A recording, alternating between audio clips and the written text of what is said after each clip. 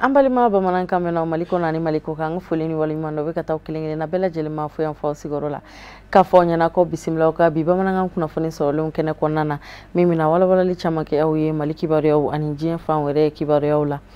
Bamako sugu jago kela u bisimilara al-Islamia de meton ansaru nyajoro mali silameton ho conseil islamique du Mali manyema mali silame dine nyemo ka farango kan jekuluba groupement des leaders spirituels musulmans du Mali manyema bafe anfa ani akaramgo ba Asseid Cherif Ousmane Madani Haidara ka ben alamsadon février kalo klemwa ani wolonvlama aka dembaya la bangoni jangne bula Bamako sigida folokon nana Karamogo Haidara ka ni dunamba nalinu ka lanyini kunye feminye wale nyumandone do ka nyeshi ho conseil islamique du Mali manyema bama kadaka chesiri bara nyuman chamanka abe munu ndangene maya sira chamon kan kerengere ni ala kasangani jawuko korodoni nasirawi lutu sidibeka sorolondo Musa Fomawe na lakali anye Ni maminu bisimila levle ni Mali Selamatonga faranyonga jakuluba au conseil islamique du Mali manyema Mali Selamadine nyema ka faranyonga jakuluba groupement des leaders spirituels musulmans du Mali manyema Silamaya de meto ansaru nyajoro Asseid Cherif Ousmane Madani Haidara fe bangoni jangene bugula shirifila duba kono jagokela udo minu me anga Bamako faba juaula inafo dabanani marché rosi ani immeuble Baba Jawara ubela jele dale do alaka fo Asseid Cherif Ousmane Madani Haidara a chesirile do Jamana inganyeta sira usabatilila kerengere nenyana olu yerube binaku minga no ye jago binaku ye akademe nyeshime umokmabe ode ato nana fe kana wale nyumando kalaba ka jerala kafo uba nofe jamana jo barala aya anna kun bashwerete annana kana bo karamoy ka folika aka wale nyumona vraiment depuis ne rekon be nyakanu abesam pisabobi me tiana amadeli ka seya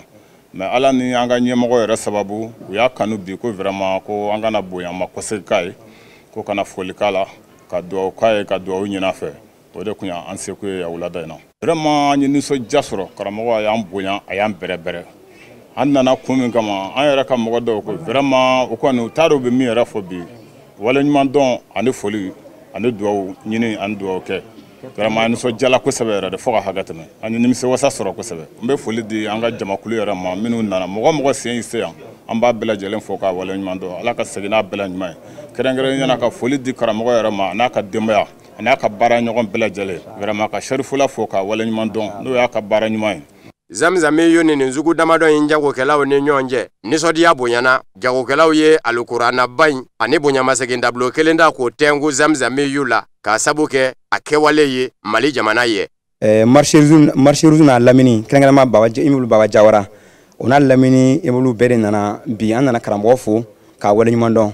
dore fo ite karambo wili ka jomina ma dogo mogola mais ambado nyuman kala ala de ba tigi sara mais ni yere nana tigi fo o fana be atigi encourager anna kunde ananga nyamo kana karambo fo ka wala nyumando ay min ke nyanama yi ay min ke an islamé yi dan fo itala kengana ma on su bakono mogo yere esugu jengo joljol kala karambo ta senjo ka abolla na fana boka dama amma danshi sorala do anna na fuka wala nyumando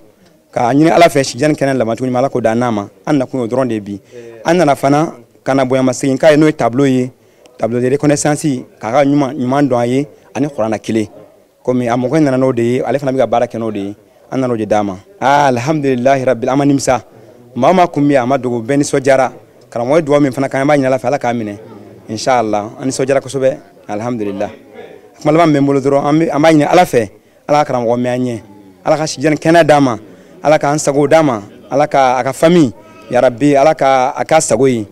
aw fana mi tele barakelawiye ya rabbi shtefla ala ka tanye ni mbonya mindara ka Mali Selamatonga faranyonga jakuluba au conseil islamique du Mali manyema Mali Selamadine nyema ka faranyonga jakuluba groupement des leaders spirituels musulmans du Mali manyema Silamaya de meto ansaru nyajoyoro Asseid Cherif Ousmane Madani Haidara segere dabanani ni marché rose ni immeuble Baba Jawara jwa kona maufe ayaka nisodia jira ula kena sorola ka kunja ni duga udonye mi nyini na jagokela ufe Zamzame yuyo feneke uye Jɛɲɔgɔnya sira fɛ Mali jamana ni Egypte jamana ni ɲɔgɔn cɛ kɛrɛnkɛrɛnnenya la ANP ani XCE2 ni ɲɔgɔn cɛ Mali jamana kɔnɔden baarakɛla kunfɔlɔ dɔw olu bɛna bila ka taa Egypte jamana kɔnɔ baarako sira kan ka bɛn ni alamisa don février kalo tile 29 tile 27 ye hakɛto b'a kan kɛnɛ sigira sen kan Memorial Modibo Keita la o baaraw kama kɛnɛ ɲɛmɔgɔya o kun dira Mali jamana minisiri ma minisiri min ni o ka caw bɛ ɲɛsin baarako ma baarako cakɛda min ni o fana bɛ an ka jamana kɔnɔ ANP o maa ɲɛma kun bɛ yen nɔ ka fara kɛnɛ defan Mamadu Sinsin Kulibali kan ka fara dɛmɛbaga jɛkulu caman ani sifinlaka minnu ni olu kan ka bila ka taa Egypte jamana kɔnɔ olu ka denbayaw fana ye baara in seereya Amadu Kamara ani Fuseni Keita kun bɛ kɛnɛ kɔnɔ. Ni lajɛrɛ kɛnɛ min filɛ nin ye n'a bi tali kɛ Mali cakɛlaw minnu garisɛgɛ donna Mali minisiriso min ka baara ɲɛsinnen bɛ baarako ma ka tɛmɛ ni a ka cakɛda ye n'o ye ANP ye olu ni Egypte Telecom olu ka bolodi ɲɔgɔnma hukumu kɔnɔna na denmuso minnu garisɛgɛ donna nin na u ka babu sentigi y'a ka nisɔndiya yira. Ne y'olu le représenter bi ni discours ye n kɔntanlen don nisɔndiya bɛ n kan parce que nin bɛɛ ye baara de ye ani kalan ni mɔgɔ ma kalan ni fɛn t'i kunkolo la a ma nɔgɔ. Concours ni interview mɔgɔw caman sigilen ni fɛn t'i kunkolo la i bɛ paniquer a ma nɔgɔ kalan dɔrɔn de don ani kodɔn télécommunication de don fɛn fila b'a la informatique b'a la ani clientèle service clientèle no a fɛnw ka ca dɔɔni. Nin bolodi ɲɔgɔnma in ANP ni Egypte Telecom XT ɲɔgɔn tɛ a bi tali kɛ Mali cakɛlaw olu ka baara dege Egypte jamana kɔnɔna na a bi don kadara kɔnɔna na dakuruɲɛ kelen tunganfɛ taga min sɛgɛsɛgɛlen don n'a la ɲinina Mali jamana fɛ. Vraiment ne jigisigi toujours ka ministère de l'emploi fo ka ministre fo ka baarakɛ ɲɔgɔn fo a ka baarakɛ bolo min n'o ye ANP n'o ɲɛsinnen don baarako fɛɛrɛw bolo dali ma jamana kɔnɔ ka ANP fo a ɲɛmɔgɔ n'o Ibrahim Agno ke k'a fo nin ŋaniya ɲuman in na parce que ni denmisɛnnin minnu gagné ne filɛ nin na n y'o de fɔ denmisɛnnin ninnu u ka niveau ka ɲi u ye kalan yɛrɛ kɛ niveau yɛrɛ b'u la kalan na parce que examen min kɛra u kunna arabu yɛrɛ de nana égyptien yɛrɛ ka don ka examen k'u ka test kɛ denmisɛnnin ninnu minnu passera olu de recruter à travers l'ANP donc o la ni occasion kun tɛ travers partenariat entre ANP ani Egypte Telecom ni nin jigiya kun tɛ denmisɛnnin ninnu caman kun bɛ to ya temi yaalaw taa yɔrɔ t'u la u kalannen don niveau b'u la dusu b'u la diplôme b'u bolo mais kundo yɔrɔ t'u bolo bon nin kɛra occasion ye ka se ka kundo yɔrɔ d'u ma u ka se ka taa Egypte u bɛna taa ka taa baara kɛ yen ka se k'u dahirimɛ ɲini u wɔsi ji kɔnɔna na u ka kalan kɔnɔna na vraiment ka se k'u yɛrɛ nafa ka se k'u ka denbayaw nafa ka se ka jamana nafa nin ye jigisigiba ye ka di an ma foli a sababu ɲuman ye ANP min ye ani Mali yɛrɛ gouvernement parce que gouvernement de ka politique don donc n'a nana cakɛda min b'a wele o ye ANP ye à travers ministère de l'emploi k'olu fana fo u ye ko in kɛ ni transparence ni jɛlenya min ye minnu ka kan na olu de y'a sɔrɔ duguma ko k'a la kɛrɛfɛ ko ma k'a la mɔgɔw b'a la ne b'a dɔn n'a kun kɛra kɛcogo de olu kun t'a sɔrɔ nka a kɛra kɛcogo jɛlen ni transparence min na minnu y'a mérité vraiment foli kan ka d'u ma. Nin baara in n'a bolonɔbila sɛbɛn kɛra waati tɛmɛnenw na n'a bi taa baarakɛla 100 ɲɔgɔn bɔɲɔgɔnko nka kunfɔlɔ o ye maa 24 n'olu garisɛgɛ donna nin baara kɛrɛnkɛrɛnnen in na min bolo dara Egypte Telecom maaw fɛ u ni ANP ni ɲɔgɔn cɛ. Denmisɛnninw ka tagali min filɛ nin ye tɛ k'u bɛ taa baara kɛ Egypte nin fɛn sugu de fɔra ni mɔgɔ bɛ taa gouvernement ka bɔ a kalama secteur privé ka bɔ a kalama parents ka bɔ a kalama pour que u bɛɛ ka se ka bɛn ko la pour que a ka kɛ ko ɲɛnama ye ninnu min bɛ taa baara kɛ Egypte u ye concours de kɛ pour que ka se ka taa donc mɔgɔ minnu don u kalannen don comme an b'a fɔ tuma bɛɛ yan k'an ka denmisɛnninw ma kalan denmisɛnnin bɛɛ tɛ se ka kalan mais caman kalannen don fo k'an k'o jate minɛ k'a fɔ denmisɛnnin minnu taalen filɛ olu fana u bɛ taa baara de kɛ n'u ye baara kɛ ka ɲa peut-être égyptiens u bɛ se k'a fɔ tuguni a ye dɔ wɛrɛ ci a ma n'u ye baara ma kɛ ka ɲa fɛn wɛrɛ tɛ taa donc hali n'u ye baara kɛ ni dɔ wɛrɛ taara dɔ wɛrɛ ka taa tuguni o b'a permettre yɛrɛ jamana wɛrɛw k'o ye k'a fɔ ko baarakɛla ɲɛnamaw bɛ sɔrɔ an ka jamana kɔnɔ. K'a yiraw la k'a fɔ ko nin baara bolodalen min filɛ nin ye ni a nafa ka bon Mali jamana ale ni Egypte jamana ni ɲɔgɔn cɛ a n'a kɛ sababu ye waasa tunganfɛtaga dogolen f'u ka siri o dan na ka tila k'a kɛ nafasɔrɔ sira ye ka ɲɛsin Mali sifinnakaw kɛrɛnkɛrɛnnenya baara ko bɛ minnu kɔnɔ ka ɲɛsin laɲini ma ni u bɛ taa maa 24 na. Kungo kɔnɔna lakanani cakɛda min ni o bɛ wele Société Malienne de Gestion Forestière SOMAGEFOR olu ni u baarakɛɲɔgɔn Société Forestière Abdoulaye Alidou Cissé jɛra ni ka tile 3 dɔɔni kankuruyali kalanbulon dɔ sigi sen kan ka ɲɛsin Kita Cercle Keɲeba ani Bafulabe Cercle Association Coopérative ma kalanbulon min ni anu donna ka bɛn arabadon ma ɲamana a sigira sen kan ji ani kungo lakana cakɛdaw o ma ɲɛmaw ka bonya de kɔnɔna na ni o ye Direction Nationale des Eaux et Forêts Amadou Diallo ani Seydou Ɲare olu ka sɔrɔlenw do Sherifla Jabaraniso tɔgɔ la Musa Fuma bɛna a ɲɛfɔ an ɲɛna bamanankan na. An ka jamana kungo bolo jateminɛ siraw y'a yira k'a fɔ Mali sɛrɛkɛlenw minnu bɛ i n'a fɔ Kita, Bafulabe ani Keɲeba olu de tasuma jeni ka ca. O de kosɔn cakɛda min ɲɛsinnen don an ka jamana kungo bolow lakanani ma n'o ye Société Malienne de Gestion Forestière SOMAGEFOR ye a n'a cakɛɲɔgɔn ni o ye Société Abdoulaye Alidou Cissé ye u ye dɔndaka wuriya kɛnɛ dɔ sigi sen kan ka ɲɛsin tɔw dɔw ma tɔw minnu ka baara bɛn bɛ kungow labaarali ma a mara ninnu na a dabakun de ye ka se k'u ka dɔndaka wuriya Kita, Keɲeba ani Bafulabe kungow labaara cogow la min bɛ se ka to kungo bolow bɛ kɛ nafa ye sɛrɛkiliw kelen kelen ma. Tile 3 kalan nin n bɛ se ka dɔ ɲɛfɔ a ɲɛna la a taara a baju kun ye an kumalo kana faamuya di participant ninnu ma loi dɔ talen bɛ min bɛ bi kungo lakanani kan n'o ye loi 2010 numéro 028 du 10 juillet 2010 n'o taara kungo lakanani kama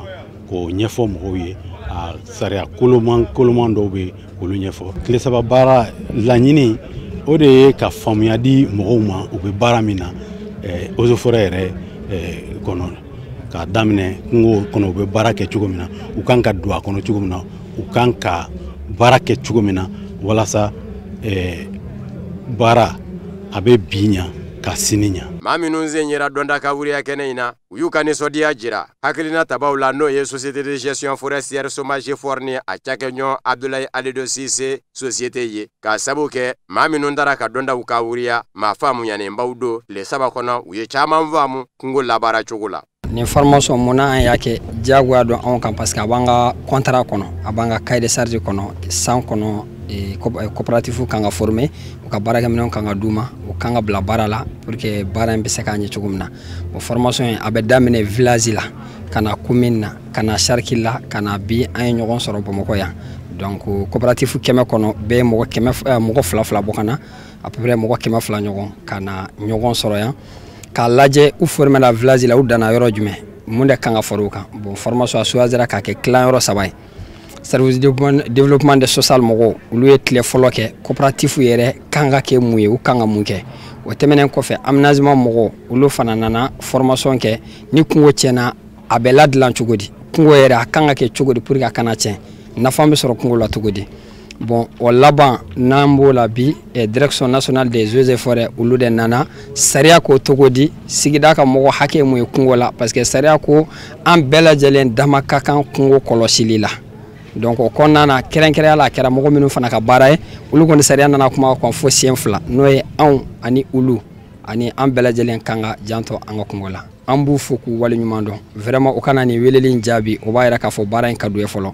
u kana nin tile 3 sigi kɛ yan degun kɔnɔ parce que waritigiw b'u la dɔnnibaw b'u la dugutigiw b'u la conseillers b'u la u kana tile 3 sigi kɛ yan dunanya la bon tiɲɛ yɛrɛ la ni faso baara tɛ a kɛ man di an ka analyse kɔnɔ an ka yaalaw kɔnɔ an nana ye hali ni ye eaux et forêts jɔ yiri kelen o kelen kunna en tant que ni dugulamɔgɔw ma faamuyali kɛ a bɛ tigɛ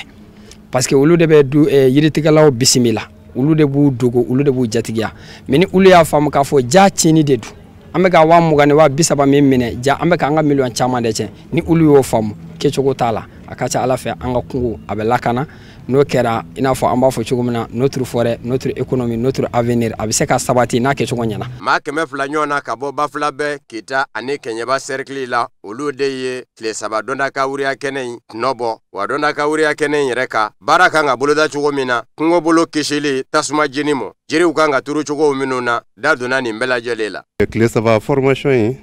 a ye nafa bala s'an ma a y'an kalan a y'a to an ye ko dɔn a y'a to an y'an ka dugu an bɛ se ka an ka dugu la tɔnɔ bɔ cogo min u y'o ɲɛ yira an na an bɛ se k'an ka wula ladon cogo min u y'o fana ɲɛ yira an na wa an bɛ se k'an ka wula tɔpɔtɔ cogo min fana u y'o fana ɲɛ yira an na o fana bɛɛ kɔfɛ o ye luwaw fana fɔ an ye luwa minnu bɛ se k'a to an ye an k'an ka kungo dɔn bon plan d'aménagement yɛrɛ u ye a ɲɛfɔ an ye cogo min an bolo minɛn de don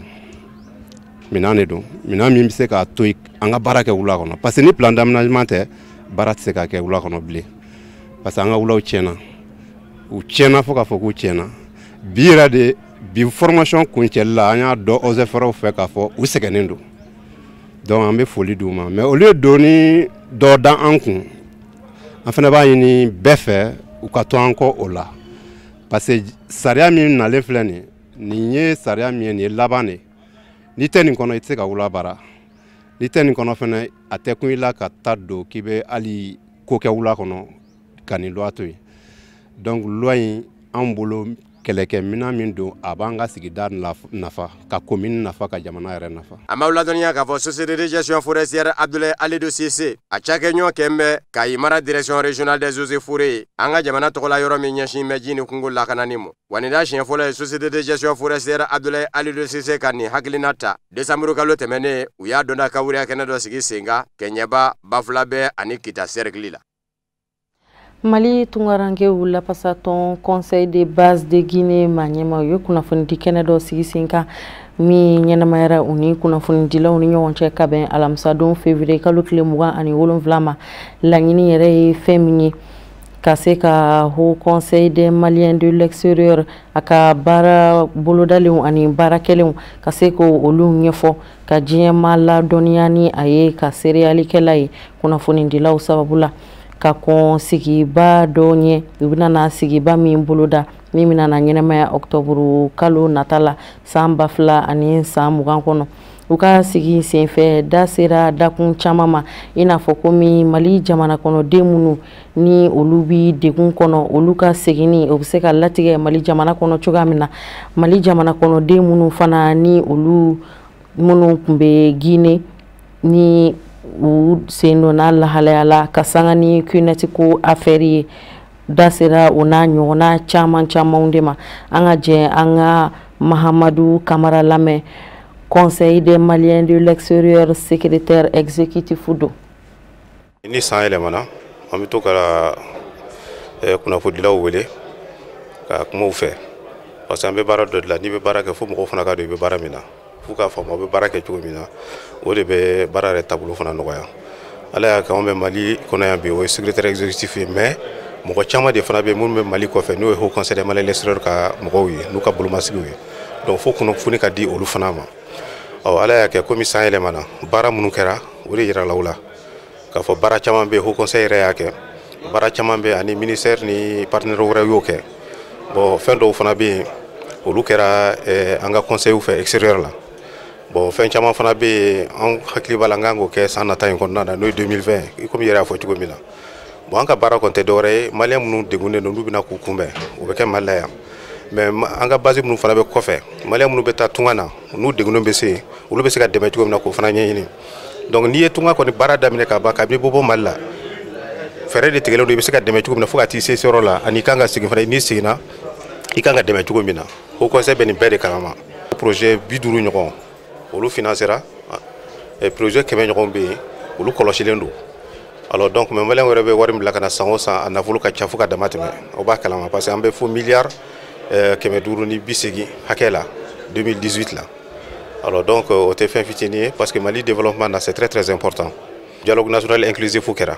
aw yɛrɛ b'a dɔn Mali élection de député a bɛna kɛ mois de mars kɔnɔ mais Mali électeurs sen t'a la u sen t'a la région kura minnu fana créera olu sen t'a la ministre y'a fɔ an ɲɛna ministre de l'administration territoriale o commission dɔ de bɛna sigi o commission an bɛ don a kɔnɔ k'a ye k'a jira k'a fɔ maliyɛnw bɛ se ka député sɔrɔ cogo min na an b'o yira ɲɔgɔn na donc an bɛ ka kɔlɔsili k'o kan o layidu mun taara o bɛ se ka dafa cogo min na donc an ka 2020 baara kɔni caman bɛ kɛ u bolo kan coronavirus ta ye min ye komi bana ye bana de ye n'a nana parce que komi an ye silamɛ jamana fana ye n'i bɛ jamana min kɔnɔ ni gɛlɛya nana k'a sɔrɔ i sɔrɔ jamana kɔnɔ i tɛ boli ka gɛlɛya fana to yen cogo fana dɔ o fana ti kɛ o n'a ka di kabini n'a ka di e b'a kɔnɔ gɛlɛya nana don jamana kɔnɔ bon a b'a ɲɛɲini ɲɔgɔn fɛ parce que a bɛ kan cogo min a bɛ jamanadenw fana kan ten donc ala y'a kɛ an ka délégation dɔ yɛrɛ bɔra Chine ka na conseil des Maliens min bɛ Chine a mɔgɔ 9 a mɔgɔ 10 olu bɛ wuli ka na kuma in na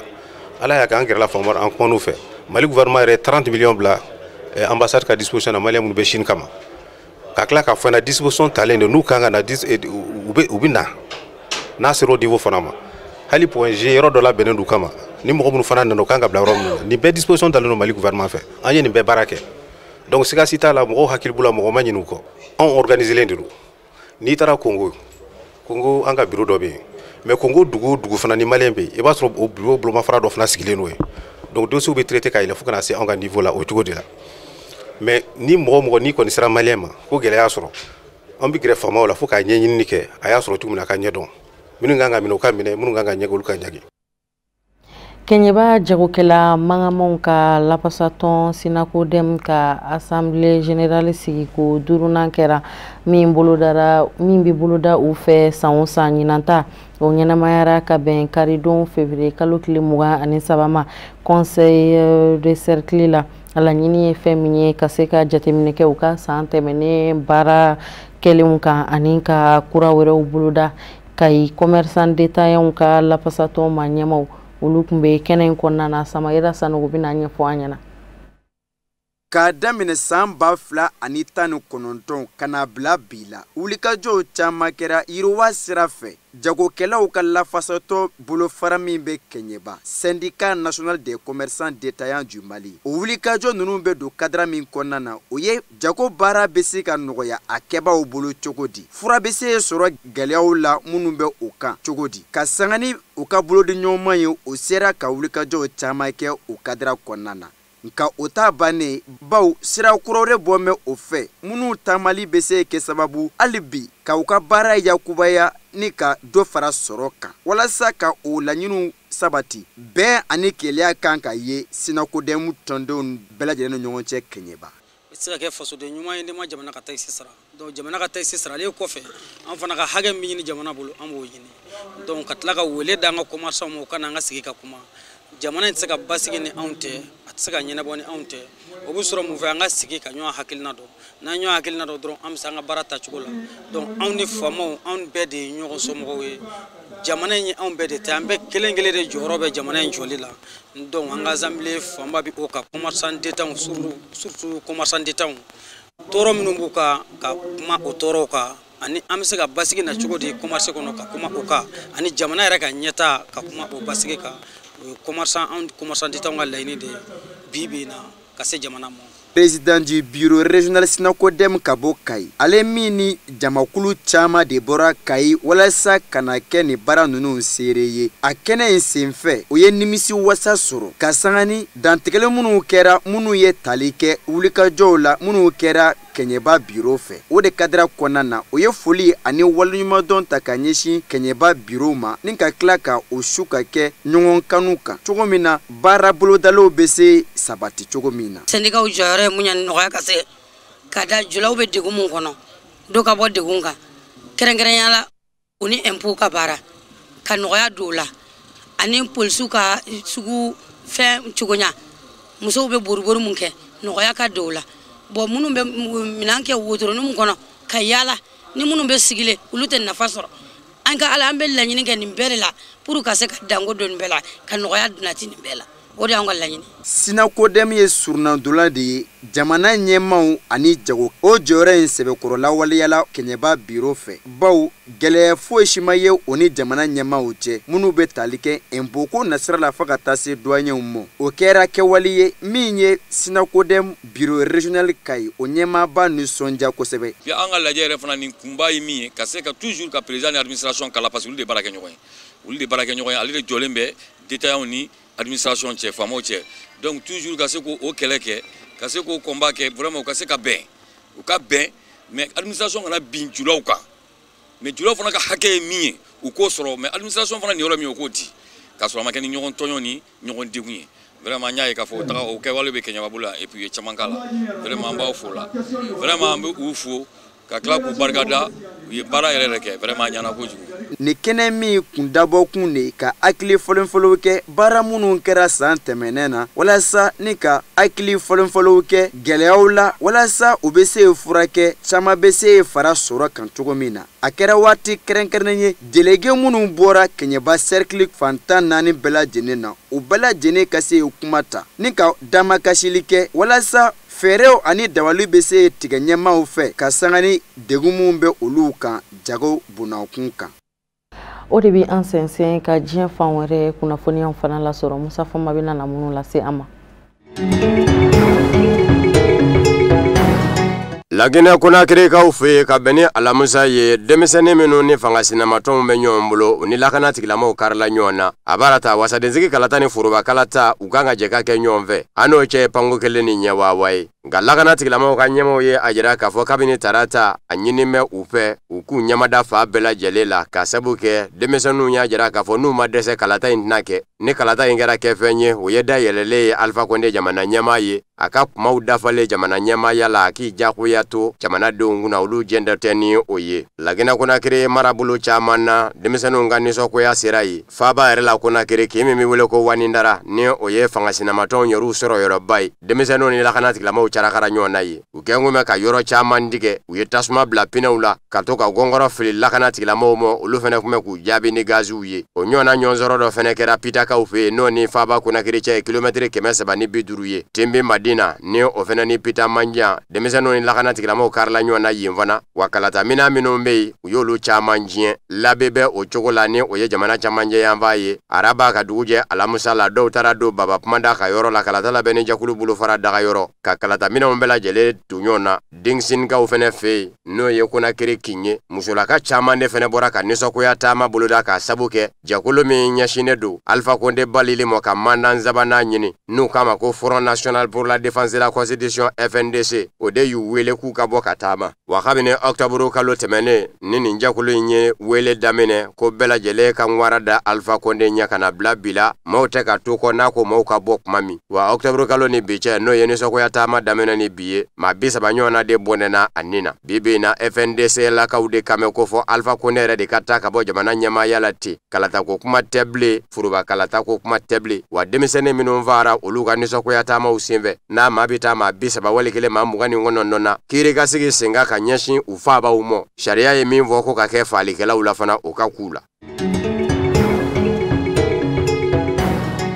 Guinée Bissau kaw fɛ kalata kɛlen ni bi cɛ kalo 2 don dɔ bɛ ka fara gwɛlɛya kan ka sabu kɛ Umaru Sisoko Ambalu kalata labɛn ni jakulu y'a yira k'a fɔ maa min sigira jamana ɲɛmaaya la ni jamana sanfɛ kiiri bulonba y'a yira k'a fɔ ani maa min ko bɛ ɲɔgɔn na Domingo Simões Pereira o ka laɲiniw kan ka jateminɛ fɔlɔ yan'a ka kɛ jamana ɲɛmaa ye Umaru Sisoko Ambalu kɔni jagoya sigira jamana ɲɛmaaya la u ko min ma ko investiture k'i jɔ jamana ɲɛkɔrɔ k'i kale k'a fɔ i na baara kɛ ni danaya ye o ko in kɛra ka bɛn ni araba tɛmɛnen ye dunanjigiso dɔ la minnu zɔmin ka ja olu y'a yira k'a fɔ Umaru Sisoko Ambalu teliyara ko in fɛ ka sabu kɛ ani maa min bɛ ɲɔgɔn na ni o ye Domingo Simões Pereira ye o n'a ka fanga ɲinindɔ PAIGC olu ko kalata ko in yɛrɛ kuma bɛ kiiri bina k'u kan o kiiri ma diyatigɛ fɔlɔ e ka sin k'i yɛrɛ kɛ jamana ɲɛmaa ye k'a b'i n'a fɔ Umaru Sisoko Ambalu ye kafo de jaso sa nka kɛnɛ in kan n'o ye foroba sigili ye a maa kun tɛ taa maa 600 la wa a bɛɛ lajɛlen kun ye Umaru Sisoko Ambalu yɛrɛ kanubaw de ye wasaden minnu ɲɛ a masuruna wasadenw ye wasabulon kɔnɔ ka taa se wasabulon ɲɛmaa danga mɔ o y'a ka maa ye n'o tɛ wasabulon ɲɛmaa o ye PAIGC tɔnden ye o tɛ se ka ye kɛnɛ kan surasiya ɲɛmaaba fana o kun bɛ kɛnɛ kan fanga ɲinindɔ minnu farala a kan tako 2nan na n'o jaabiw bɔlen y'a yira k'a fɔ a ye Domingo Simões Pereira ti PRS ni APU olu maaw kun bɛ kɛnɛ kan ka taa se jamana ɲɛmaakɔrɔ José Mario Vaz ma ka sabu kɛ tako fɔlɔ la n'o tira tako 2nan na o y'a yira k'a fɔ ale bɛ fara a kan o fana bɛ faamu bawo ale kun tɛ se ka taa fara Domingo Simões Pereira ka cogo si la Domingo Simões Pereira de y'ale jamana ɲɛmaakɔrɔ gɛn ka bɔ fanga ɲinindɔ PAIGC kɔnɔ Nino Nabiya ma ni ale ye wasabulon ɲɛmaa danga ye ale kun bɛ kɛnɛ kɔnɔ a ye kuma ta ka jira k'a fɔ nin ye tile kura bɔlen ye Guinée Bissau jamana ɲɛmaakɔrɔ ni jamana ɲɛmaakura ka fanga latɛmɛ ɲɔgɔn ma kasoro amake ni kiri ni woyoy kafo majaso ninga mani karaba kotle kura bora Guinea Bissau nga machamanya jara kafo Umaru Sisoko ambalo ka ni mvuru basigile ingera toka je ka sabuke ministry kelengu de keneka wasablo nyama kunte save kiri bluma nyama kunte wa jamana wore nyama foi kunte afuru basigile keneka nga masuna mado fene ya kafo te ko kien do na tawla kene wore be se ka labe kene mimike jien jamana wore nyama bismillah kene yi minginda bi bunya kateme ninga ko fene bike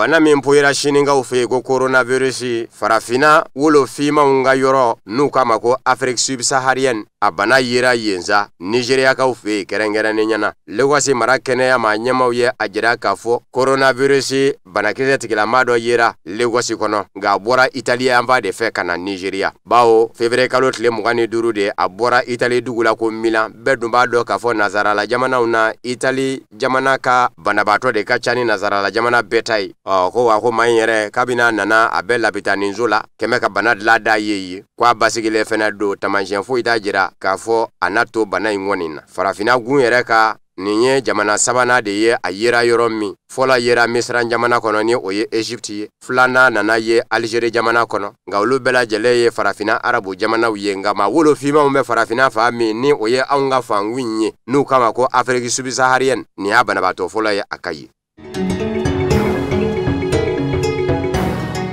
o coronavirus kele binakuka faranzi jamana kono kle fula kono aka banabato shina ka balaka chayati kabota ni jigina kan yere soro bisaba ni shegina aye faranzi ka kono gwa Emmanuel Macron ere maseka to adaga yoro la pa yisebo akono koro kase labitaninzo mi ni bana indigila ma folo sara uka labitaninzo mako hôpital Pitié Salpêtrière Emmanuel Macron ni lakana tikilama ye hakili falen falonge bana ingume choko kunga kene tikilama ye ajira kafo maamuga ani manani umbe minu ladambe bi o maamuga nunani una flaube minu nga banaka jugu ko maamuga njate le mimvena seraka soro kene tikilama fe o maamuga chama nyuka bana soro matani vla kunvolo de fe Emmanuel Macron ya yira kafo ni ye kungo dode nani ye Faransi jamana dala akangi nyeshi mi mo ka kele nga labitaninzola kene tikilama do bi o maseki dusu da Emmanuel Macron goro chugo shila abeka puma Emmanuel Macron ve afunde ni nedu abeka jara Emmanuel Macron na nabi labe minga ko labeke yane ko kataka dange Emmanuel Macron ya yira ka fa ni seko ke kaba nyini labitanizo barakela ufenefe uku chesiri barala kene atikila manye Emmanuel Macron jabi na nyanje siriki yere fene chesiri otna kuya anno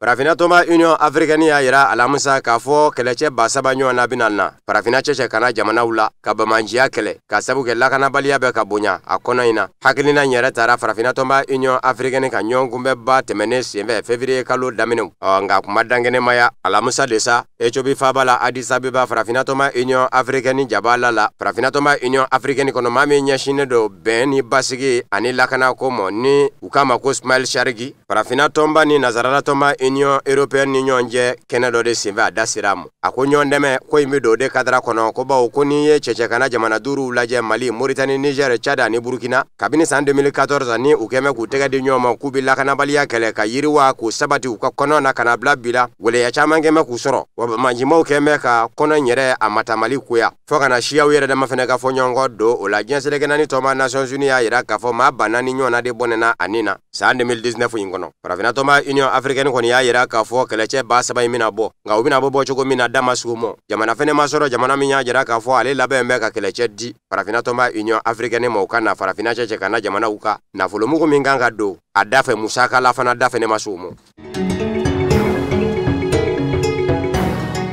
Ode be dansi ke bibe mananga kuna foni sorlo na munu seraka farangonga kabene ni kumanyi kuna fundi so nyamuga so fe kala se awma ahuni che okanya madalula la selinata awni musafa mbabena na nyogo soro ni alama basi wereke au kambe sanuche